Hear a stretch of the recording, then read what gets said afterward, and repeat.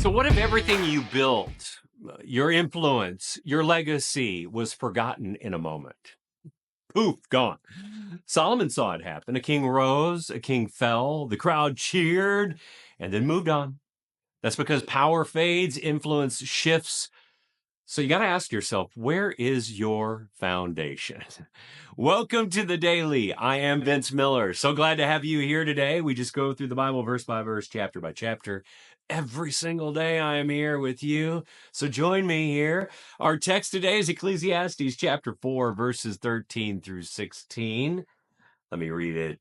Better was a poor and wise youth than an old and foolish king who no longer knew how to take advice. For he went from prison to the throne, though in his own kingdom he had been poor.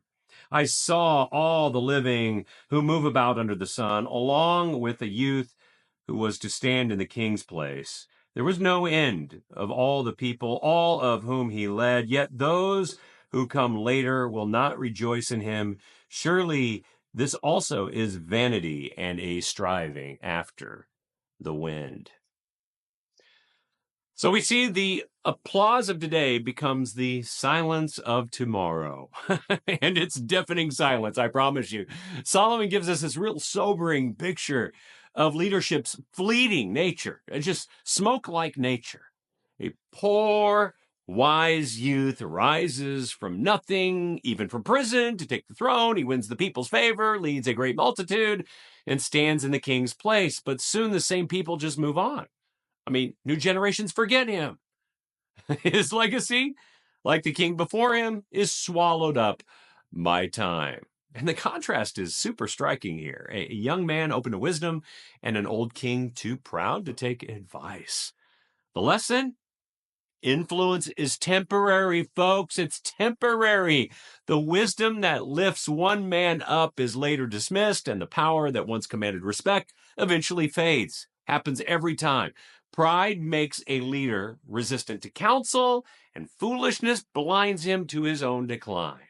I mean, if our worth is all wrapped up in titles, applause, or position, we will chase the wind every single time and come up empty. But when we anchor our identity in Christ, we build something that lasts beyond our years. So are you holding too tightly to influence, recognition, or maybe control? Well, humble yourselves today. Seek wisdom, true wisdom. Take godly counsel from good and godly people. Lead with a heart fixed on eternal things, not the shifting sands of human approval. So chase wisdom, not applause, because only one will last forever. I love you guys. I pray this is a blessing to you. If it is, share it with someone else, and I'll see you right back here again tomorrow.